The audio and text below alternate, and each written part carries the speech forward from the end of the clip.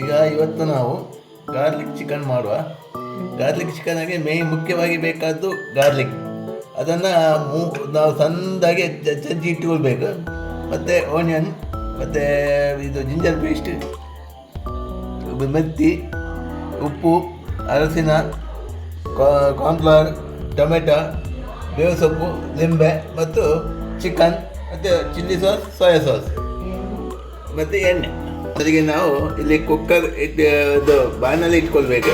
ಬಾಣಲೆಗೆ ಎಣ್ಣೆ ಹಾಕ್ಕೊಳ್ಬೇಕು. ಫಸ್ಟಿಗೆ ಒಂದು 2-3 ಚಮಚ ಎಣ್ಣೆ ಹಾಕ್ಕೊಳ್ಳಿ. ಎಣ್ಣೆ ಹಾಕಿ ಆದಮೇಲೆ ಎಣ್ಣೆ ಸ್ವಲ್ಪ ಬಿಸಿ ಆಗಬೇಕು. ಬಿಸಿ ಆದಮೇಲೆ ಅದಕ್ಕೆ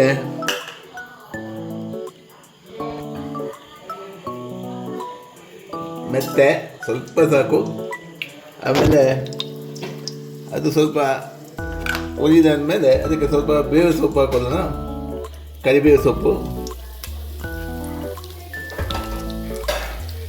ಕರಿಬೇವು ಸೊಪ್ಪು ಹಾಕಿ ಸ್ವಲ್ಪ ಹುರಿದುಕೊಳ್ಳುವ.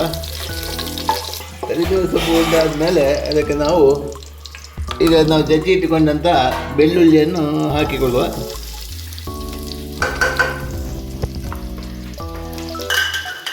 ಬೆಳ್ಳುಳ್ಳಿಯನ್ನು ಸರಿಯಾಗಿ ಫ್ರೈ ಮಾಡ್ಕೊಳ್ಬೇಕು.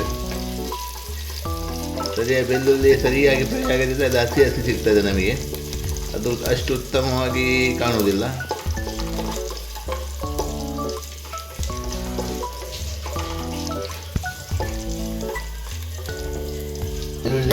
ಬೆಳ್ಳುಳ್ಳಿ ಫ್ರೈ ಆಗಿದೆ. ಅದಕ್ಕೆ ಈರುಳ್ಳಿಯನ್ನು ಹಾಕಿಕೊಳ್ಳುವ.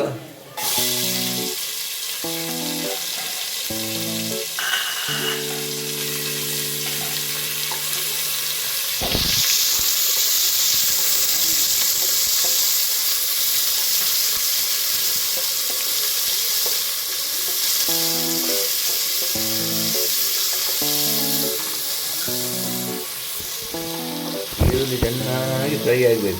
ಕೆಂಪಾಗಿ ಅಂತ ಬರಬೇಕು. ಕಲರ್ ಚೇಂಜ್ ಆಗಬೇಕು. ಅದು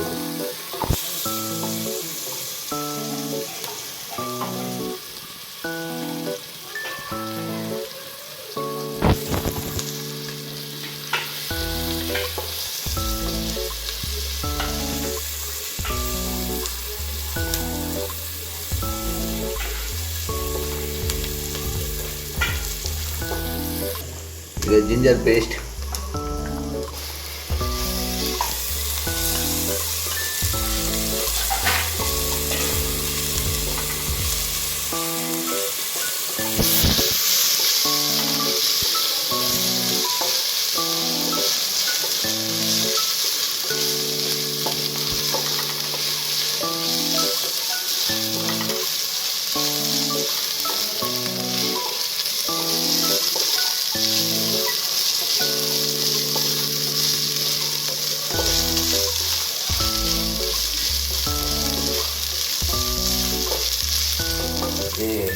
ಅಂದರೆ ನಮ್ಮ ಶುಂಠಿ ಪೇಸ್ಟ್ ಚೆನ್ನಾಗಿ ವಾಸನೆ ಇದರ ಸ್ಮೆಲ್ ಉಂಟಲ್ಲ, ಅದು ಹೋಗಬೇಕು. ಶುಂಠಿ ಸ್ಮೆಲ್ ಹೋಗೋ ತನಕ ಅದನ್ನು ನಾವು ಫ್ರೈ ಮಾಡ್ತಾ ಇರಬೇಕು. ಅದ ಉರಿಯಲ್ಲಿಟ್ಟು ಬೇಕು.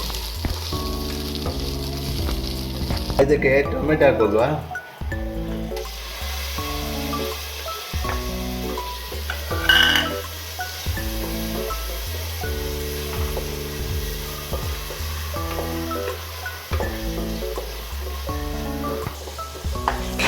ಮತ್ತು ನಾವು ಹಸಿಮೆಣಸಿನ್ಕಾಯಿ ಸ್ವಲ್ಪ ಹಾಕ್ಕೊಳ್ಬೇಕು.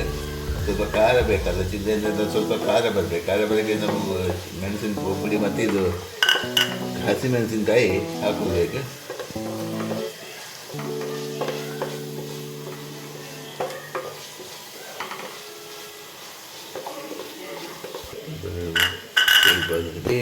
ಹಾಕ್ಕೊಳ್ವಾ.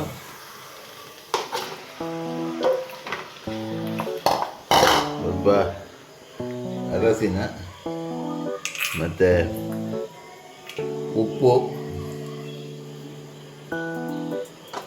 ಮತ್ತು ಇದು ಪೆಪ್ಪರ್, ಸ್ವಲ್ಪ ಪೆಪ್ಪರ್ ಹಾಕೋದನ್ನ ಚೆನ್ನಾಗಿ ಫ್ರೈ ಮಾಡುವ. ಸ್ವಲ್ಪ ಎಲ್ಲ ಮಿಕ್ಸ್ ಮಾಡ್ಕೊಳ್ಬೇಕು.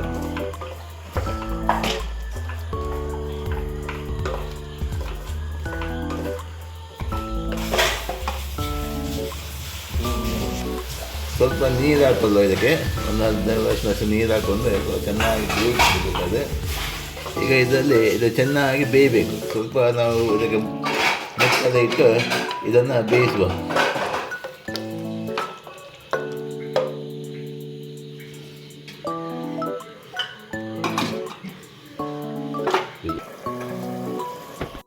ಇದೊಂದು 8-10 ನಿಮಿಷ ಆಯಿತು. ಕೋಳಿ ಸಾಧಾರಣ ಬೇಯ್ತಾ ಬಂತು.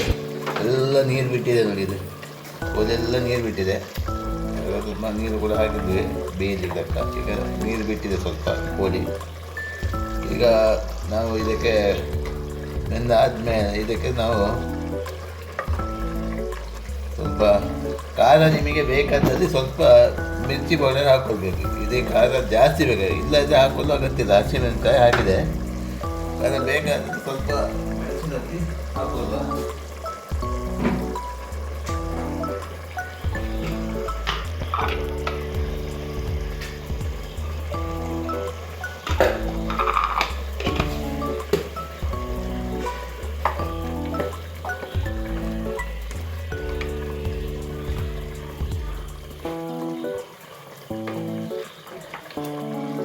ಆದಮೇಲೆ ಇದಕ್ಕೆ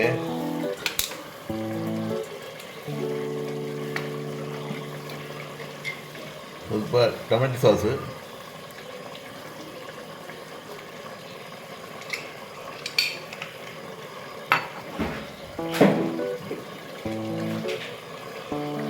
ಚಿಲ್ಲಿ ಸಾಸ್,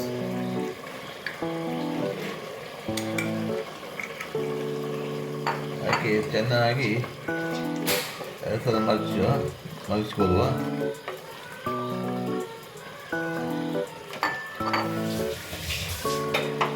ಈಗ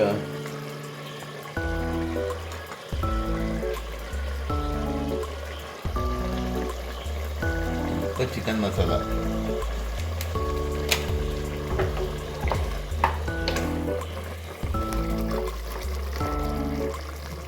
ಇದಕ್ಕೆ ಈಗ ಸ್ವಲ್ಪ ಕಾರ್ನ್ಫ್ಲವರ್ ಹಾಕೋಲ್ವ.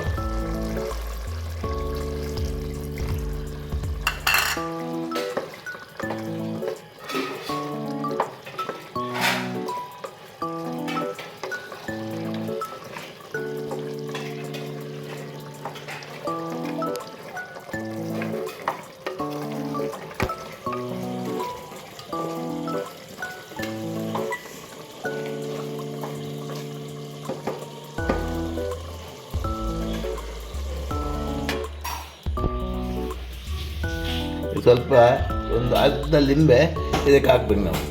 ಲಿಂಬೆ ಹಾಕಿದರೆ ರುಚಿ ಚೆನ್ನಾಗಿ ಬರ್ತದೆ.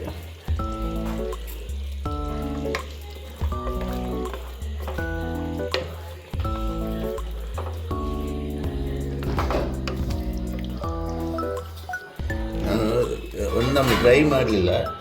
ಈಗ ಒಂದೊಮ್ಮೆ ಸ್ವಲ್ಪ ನೀರಿನಂಶ ಇದೆ. ಅದು ನಮಗೆ ರೊಟ್ಟಿ, ಚಪಾತಿ, ಅನ್ನ ಎಲ್ಲ ತಿನ್ನಲಿಕ್ಕೆ ಚೆಂದ ಆಗ್ತದೆ. ಅದು ಭಾರಿ ಸೂಪರಾಗಿ ಬರ್ತದೆ. ಒಂದು 2 ನಿಮಿಷ ಇಡುವ. ಈಗ ಮುಚ್ಚಿ ನೋಡಿ, ಈಗ ಸೂಪರಾಗಿ ಬಂದಿದೆ ನೋಡಿ.